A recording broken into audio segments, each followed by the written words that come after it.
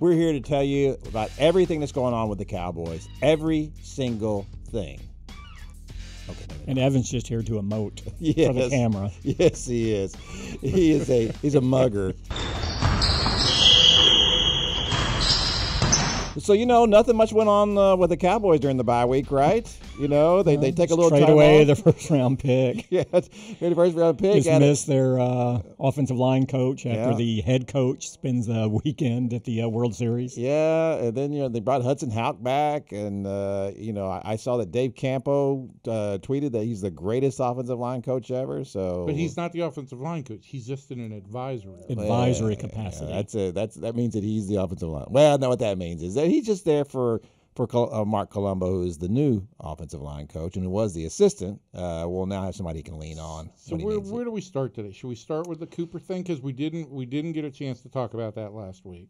Yeah, sure. I mean, that's got the does that have the most impact, or will changing the offensive line coach have a bigger impact? Well, if Cooper doesn't have a bigger impact, as we talked about, there will be consequences to pay going forward at the end of this season. For who? For the general manager? No, I believe it'll go a little below that. Oh, okay. Yeah. Incorporating Cooper in, look, he has a skill set, and he's better than any receiver they have in here. There's no question. When you look at his history, well, here's another thing, because people seem to bring everything back to Dez Bryant with the Cowboys. Since Amari Cooper has come into the league, which would be 2015. So Dez was in before that. But since that period, Dez Bryant had 4 games with the Cowboys of 100 or more yards.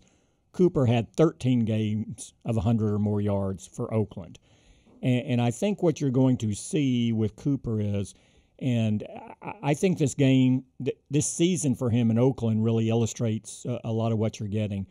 He's had 2 games this year where he had 118 and 127 yards in a game. Right. And the rest of the time, his other 4 games, he's been 17 yards or less. Yeah. Now, the thing is, even when he has those 17-yard games, you at least have to enter the game accounting for him from a defensive standpoint. Now, as the game plays out, you shift your defense, and it can hurt you over the course of the game. But this is the only receiver the Cowboys have that defenses are going to say, okay, we need to know where Amari Cooper is at all times. Are we going to assign our best corner to him? Are we going to just play our zones and give him help over the top? How do we go about it? So now what has to happen is someone else has to step up. But I would anticipate that really what you've seen throughout Cooper in his career is what you're going to see here, where he could come out in his first game against Tennessee and catch 6 balls for 117 yards and a touchdown, and then people get excited. And then the next week in Philadelphia, he has 2 catches for 27 yards. Right. Yeah, and let me just... Oh, go ahead and say what you want to say, Evan. Well, I mean, the 200-yard games this year I just were missed against... that. Oh, my gosh. The 200-yard games were against the Giants and against Detroit. Yes. The Giants are god-awful.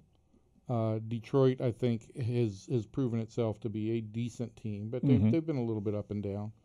But in the past, Cooper's had like 100-yard games against Philadelphia and some really good teams too. My thing here is I still don't know who Amari Cooper is at this point in time, just because he's played on such a god-awful franchise for the last 4 years, and they're so often playing from behind. And say whatever you want, David Carr at least will fling the ball, Yeah.